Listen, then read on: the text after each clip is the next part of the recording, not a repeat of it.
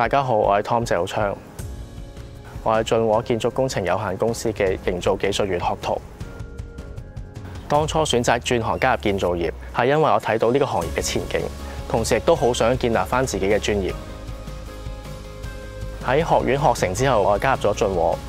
好開心我而家可以參與城市建設嘅過程，喺工作上獲到前所未有嘅成就感。我嘅成功要訣係時刻保持專業同安全，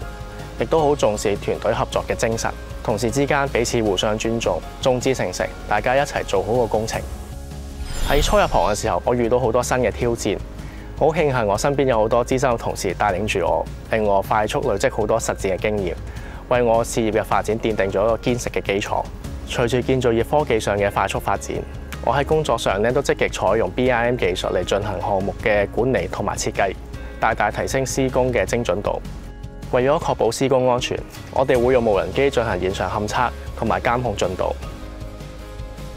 我認為專業嘅工匠精神係建造業不可或缺嘅核心價值。我喺工作上面時刻秉持住追求卓越嘅心，熱情投入每一個項目，以專注同耐心去對待每一個細節，體現我對工作嘅熱誠同責任感。我會不斷提升自己嘅專業技術，對每一個細節都精益求精，力求完美。我更加會以最高嘅安全準則去監督每一個項目，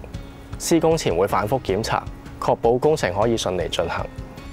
阿昌係一個對工作認真而且有責任心嘅年輕人，佢具備紮實嘅專業技能，而且能夠專注用心咁對待每一個項目，所以佢可以喺團隊之中脫穎而出。公司希望你可以繼續保持對建造業嘅熱誠，以專業嘅態度去應對工作上嘅挑戰，將來一定會有更加多人睇到你嘅潛力。阿昌擅長同唔同嘅人合作，佢總係能夠提前觀察到團隊嘅需要，